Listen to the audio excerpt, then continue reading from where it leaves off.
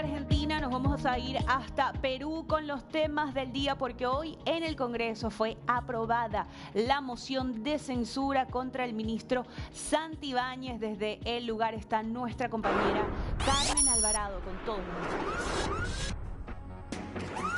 Hola Cincha, ¿cómo estás? Estamos en vivo en directo desde la capital peruana y tenemos que hablar sin lugar a dudas de la declaratoria de estado de emergencia, pero también de lo que está ocurriendo durante esta jornada, luego de la censura del ministro del Interior, Juan José Santibáñez. Yo me encuentro en estos momentos en la alcaldía de la Municipalidad de Los Olivos, estoy con el alcalde de esta jurisdicción, Felipe Castillo. Muchas gracias por estar con nosotros, muy buenas tardes. Muchas cosas están pasando en nuestro país, más allá de la censura, más allá del espectro político. Me gustaría saber cuál es su opinión acerca de la declaratoria de estado de emergencia. ¿Funciona, no funciona? Hemos recorrido brevemente aquí el distrito y no nos hemos topado con ningún efectivo militar. Bien, el estado de emergencia, yo siempre lo he dicho que es parte de toda una estrategia de seguridad ciudadana. En los países donde ha funcionado la lucha contra la delincuencia y han planteado una estrategia, digamos, fuerte, dura, contundente, el pilar fundamental es el estado de emergencia, pero no por un mes, 2 meses, sino por tiempos prolongados para poder aterrizar todas las acciones que tienen que ver con control territorial, es decir, copamiento con agentes de seguridad, llámese policías, serenos, militares, sobre todo en las zonas más calientes de mayor tasa de criminalidad. Fortalecimiento de la Policía Nacional tiene que haber, porque si no hay logística, no hay recursos, no va a haber inteligencia, no va a haber justamente más policías, que es lo que necesitamos. Es decir, ahora por robarte un celular te matan. Entonces, esa es la violencia criminal terrorista que existe en este momento en el país y que justamente necesita tener una respuesta en la misma intensidad. Y cuando hablo una estrategia integral pasa también por hacer reformas del Código Penal, el Código Procesal Penal, reformas del régimen carcelario.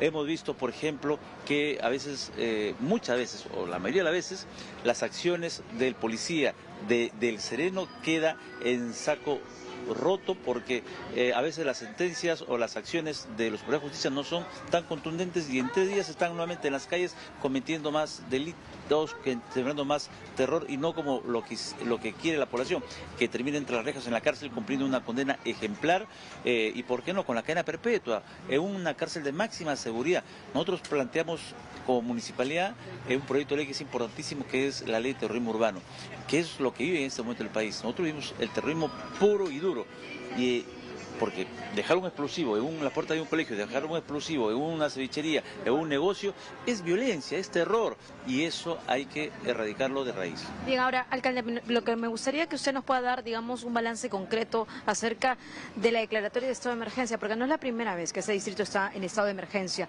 ¿Ha habido algún tipo de cambio, mejora en cuanto a las cifras? Porque hoy día hemos visto también en el Congreso de la República de cómo le han mencionado al ministro del Interior que realmente no ha habido nada, absolutamente ningún avance. Ahí hay que ser clarísimos también. ¿En qué sentido? Hemos tenido desde Pedro Castillo hasta Dina Boluarte 13 ministros del Interior y los resultados son los mismos. Ahora van a colocar otro, el resultado va a ser el mismo si no hay decisión y voluntad política de la máxima autoridad de querer resolver. Por ejemplo, dicen, ¿el estado de emergencia funcionó o no? El estado de emergencia es parte, como les digo, dentro de un plan integral de seguridad ciudadana. No es que el estado de emergencia de por sí te va a resolver el tema de inseguridad.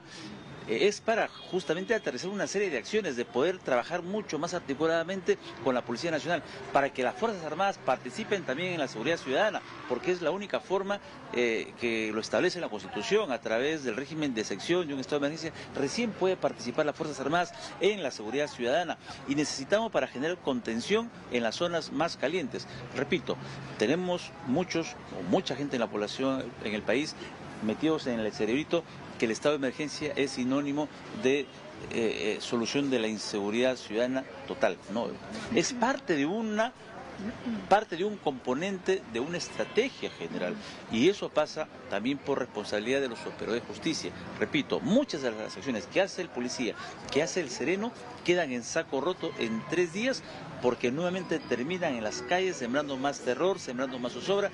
Es cierto que también a veces sus decisiones de los jueces fiscales son blandas porque también están atemorizados, están también intimidados, ahí también hay otro problema. Ese es un problema. Ajá. Y ese es uno de los problemas mayores, porque justamente en el 98% de las acciones que hacen los policías y los serenos los delincuentes que son atrapados en flagrancia terminan nuevamente en las calles. Entonces nuestras normas están muy débiles, muy debilitadas. Por ejemplo, dictar medidas de protección para jueces y fiscales para que ellos puedan sentenciar y juzgar de forma contundente. Ahora, tengo una última pregunta, alcalde. Aquí, por ejemplo, se ha nombrado, tenemos un auditorio internacional, entonces no conocen Los Olivos como tal, pero estamos aquí en Lima Norte, en la periferia precisamente de Lima Norte. ¿Cuáles son los puntos calientes y qué también economías ilegales se pueden ver acá? Por ejemplo, la trata de personas, ¿si nos podría explicar? Bueno, Los Olivos es el 9º distrito con mayor población en Lima Metropolitana. Está justamente, es el distrito más joven de Lima Norte, el segundo más joven de Lima Metropolitana, es el que tiene más desarrollo económico en esta parte de la capital, y justamente al haber muchos negocios, sobre todo aquí el 50% de digamos actos delictivos son robo y raqueteo de celulares en moto lineal.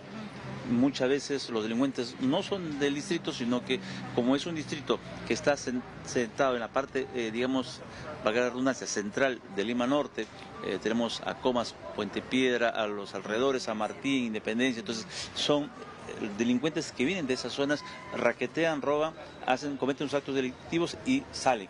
¿Usando qué cosa? La moto lineal. Y por eso es que es importante también mencionarlo, porque también uno de nuestros proyectos de ley al Congreso de la República fue en el sentido de prohibir la circulación de 2 personas en una moto lineal. No solamente por el tema de raqueteo, de robo de celulares, sino por el tema de sicariato. En el 90% de los casos de sicariato en el país usan como elemento de transporte la moto lineal. Y el segundo, el pasajero, el segundo ocupante es el que baja y comete la atrocidad. Entonces, cuando hablo de decisión y voluntad política, no hablo de decisión política del ministro del Interior, hablo de la Presidenta de la República. En estado de emergencia, con un decreto supremo es suficiente para prohibir la circulación de motos en todo el país, y al menos se la vamos a poner difícil a la delincuencia.